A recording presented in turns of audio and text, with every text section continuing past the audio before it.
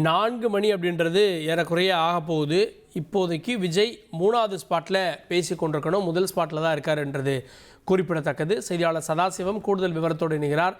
சதாசிவம், விஜய் பேச்சினுடைய முக்கிய அம்சங்கள் என்ன? கண்டிப்பாக வணக்கம். அதாவது தாவேக தலைவர் விஜய் திருச்சி, அரியலூர், பெரம்பலூர் ஒருங்கிணைந்து 3 மாவட்டத்தை ஒருங்கிணைந்து இந்த மக்கள் மத்தியில் சந்தித்து பிரச்சாரம் மேற்கொள்ள இருக்கிறார். இதன் தொடர்ச்சியாக இன்று மக்கள் மத்தியில் தனது பேச்சை திருச்சி மாநகராட்சிக்கு உட்பட்ட மரக்கடை பகுதியில் தனது முதல் பேச்சை தொடங்கினார். அப்போது என்ன சொன்னா, அவர் எல்லோருக்கும் வணக்கம் அப்படின்னு சொல்லி தனது பேச்சை ஆரம்பித்தார். அந்த காலத்தில் போருக்கு போவதற்கு முன்பாக போரில் வெற்றிவதற்கு முன் குலதெய்வ கோவிலுக்கு செல்வது வழக்கம். அதன் போலதான் இந்த அடுத்த ஆண்டு நடக்குள்ள ஜனநாயக தேர்தலுக்கு உங்களை பார்ப்பதற்காக திருச்சிக்கு வந்திருக்கேன் அப்படிங்கிறாரு. அதே மாதிரி கொள்கை தலைவர் பெரியார் பிறந்த மண்ணும் இதுதான், திருச்சி மலைக்கோட்டை இருக்கிற இடமும் திருச்சி தான். அதே போல அண்ணா கட்சி தொடங்க ஆரம்பிச்சதும் இந்த திருச்சி தான். அதே போல எம்ஜிஆர் கட்சி தொடங்குனதும் முதல் மாநில மாநாடு நடத்துனதும் இந்த திருச்சியில தான். அதனாலதான் நான் திருச்சிக்கு வந்திருக்கேன்னு சொல்லி தாவேக தலைவர் ரசிகர்கள் மத்தியிலும் பொதுமக்கள் மத்தியிலும் பேச்சு தொடங்கினார். அதுக்கு அடுத்த கட்டமா பார்த்தோம்னா அவரோட நேரலைக்குன்னு சொல்லி பிரத்யேகமா மைக்கு கொடுக்கப்பட்டது. அந்த மைக்கு இந்த உரையாடலுக்கு அப்புறம் சரிவர கேட்க முடியல. அதனால மற்ற ஊடகம் சார்ந்தவங்களும் நிறைய பேர் அவரோட பேச்சு நோட்ஸ் எடுக்க முடியல. இதனால குழப்பம் ஏற்பட்டுச்சு. அவரோட பேச்சை உன்னிப்பா கவனிக்க முடியல. ஏன்னா சுற்றி இருந்த தொண்டர்களும் பொதுமக்களும் டிவிக்கு தாவேக்கான்னு சொல்லி விஜய்ன்னு சொல்லி ஆரவாரம் பண்ணனால அவர் சொல்ல வந்த முழுமையான கருத்துக்கள் மக்கள் மத்தியில் சேரல என்று சொல்லலாம். அதாவது ஊடகங்களை பார்த்து கொண்டிருந்த மக்களுக்கு கருத்துக்கள் முழுமையாக சென்று சேரல. என்ன காரணம்னா ஒலிபெருக்கி குறைபாடு ஏற்பட்டது. குறிப்பாக அவர் பேசுவதற்காக பிரத்யேகமாக ஒலிபெருக்கி கொடுக்கப்பட்டது. அது முதல் 2 நிமிடமே மட்டுமே அந்த ஒலிபெருக்கி செயல்பட்டது. இதனால் மற்ற சொல்லும் போது கருத்து சொல்லும் போது ஒலிபெருக்கி செயல்படாதனால் வெளியிலிருந்து ஒலிபெருக்கி கொடுக்கப்பட்டதால் அந்த ஒலிபெருக்கின் மூலம் வரக்கூடிய ஒலி பொதுமக்களுக்கு, அதாவது டிவிகளில் நேரடியாக பார்த்து கொண்டு அந்த பொதுமக்களுக்கு கருத்துக்கள் சரியாக செயல்பட முடியவில்லை. இதையடுத்து இருப்பினும் அவர் சொல்ல வந்த கருத்துக்கள் என்ன பார்த்தாலும் திமுக வாக்குறுதியாக 525 வாக்குறுதி கொடுக்கப்பட்டது.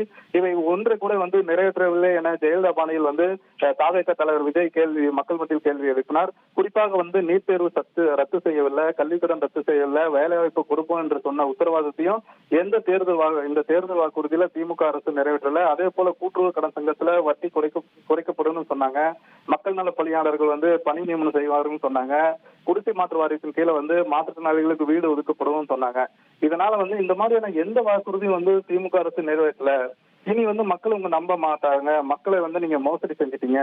அதே மாதிரி குறிப்பா திருச்சி மையப்படுத்தி பல்வேறு அரசு மருத்துவமனை கட்டண உள்கட்டமைப்பு மேம்படுத்துதல், ரயில்வே மேம்பாட்டு பணிகள் தரம் கட்டுமானம் இன்னும் முடியல. நெடுஞ்சாலைத்துறை சார்பான பணிகள் இன்னும் சரிவர செய்து முடிக்கப்படல. அதே மாதிரி காவேரி திருச்சியில மையப்பகுதி காவேரியா இருக்குது. இங்க காவேரி தண்ணி மட்டுமின்றி திருச்சி மாநகராட்சிக்குமே குடிநீர் பிரச்சனைங்கிறது பெரிய பிரச்சனையா இருக்கிறது. இதனால தண்ணீர் பிரச்சனையும் மையப்படுத்தி பேசினா. அடுத்தது வெட்டமாக தாவேக தலைவர் குறிப்பிட்டு பேசினது என்னன்னா, கிட்னி, அதாவது அண்மை காலமா நாமக்கல் மாவட்டத்துல வாழ்வாதாரம் இல்லாம இருக்கக்கூடிய விசைத்தறி கூலி தொழிலாளர்களை குறிவைத்து நடந்த கிட்னி மோசடி குறித்து விஜய் பேசினார். அதுல என்ன பேசினார்னா, இங்க இருக்கக்கூடிய திமுக சார்ந்த மருத்துவமனையில் தான் கிட்னி முறைகேடு நடக்குது, அது கிட்னி திருட்டு நடக்குது. இதை கிட்னி திருட்டுன்னு ஒற்றுக்கொள்ளாம அமைச்சர் முறைகேடுன்னு சொல்றாரு. அதை குறிப்பிட்டு பேசினார். அதே மாதிரி இந்த நேரத்தில் இந்த மாதிரி சம்பவம் நடக்கிற திருச்சியில 2 அமைச்சர்கள் இருக்காங்க, அதையும் குறிப்பிட்டு பேசினார். இந்த இனி வரும் தேர்தலில் ஓட்டு போடுவீங்களான்னு என்ன சொல்லி தொண்டர்கள் மத்தியிலும் பொதுமக்கள் மத்தியிலும் தாவேக தலைவர் கேள்வி எழுப்பினார். இதனால் மக்கள் உங்களை முடிவு செஞ்சுட்டாங்க, இனிமேட்டு ஓட்டு போட மாட்டாங்க. அதே போல அனைத்து பெண்களுக்கும் மாதம் 1000 ரூபாய் பணம் கொடுப்போம்னு சொன்னீங்க, ஆனா அதை எதுவுமே செய்யல. அதே மாதிரி குறிப்பிட்டு அமைச்சர்கள் பேசினதையும் நினைவு கூர்ந்து பேசினா. அதாவது என்னன்னா, இலவச விடியல் பேருந்து பயணத்தை ஓசியில பேருந்து பயணம் சொல்றீங்க அப்படின்னு சொல்லி பெண்களுக்கு கேள்வி செய்யறாங்க அப்படி சொன்னார். இதனால நீங்களாம் என்ன சொல்றீங்கன்னு மட்டும் நீங்க கேள்வி கேட்கறது என் காது கேட்குது. அதுக்கு நான் என்ன சொல்றேன்னா, தமிழக வெற்றி கழக தலைவர் சார்பா எது நடைமுறைக்கு சாத்தியமோ அதை கண்டிப்பா செய்வோம். குறிப்பா கல்வி, மின்சாரம், சாலை வசதி போன்ற அனைத்து வசதிகளையும் தாவேகா செய்யும்.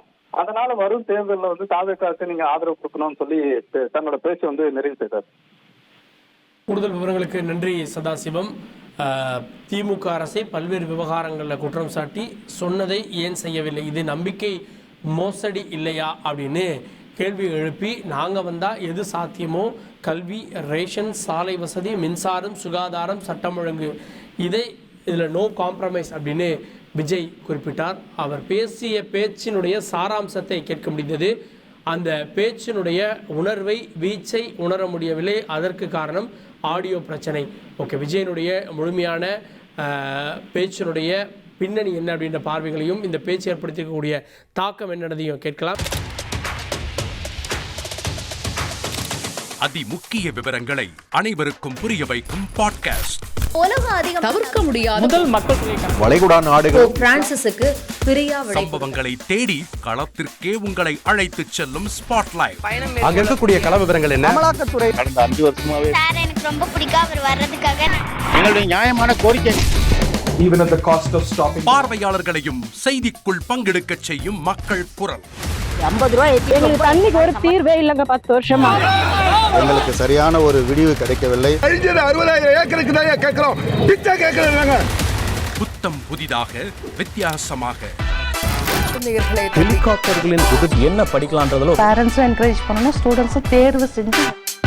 எனக்கும் சீமானனுக்கும் பெரிய வித்தியாசம் இல்லைங்க. ஒரு பாயிண்டா சொல்லணும். உங்களுக்கான தலைவர்களை பொழுதுபோக்கு தளத்தில் தேடாதீர்கள், போராட்ட களத்தில் தேடுங்கள். அனைத்தும் உங்களுக்காக. எப்போதும் இணைந்திருங்கள் தந்தி டிவியுடன்.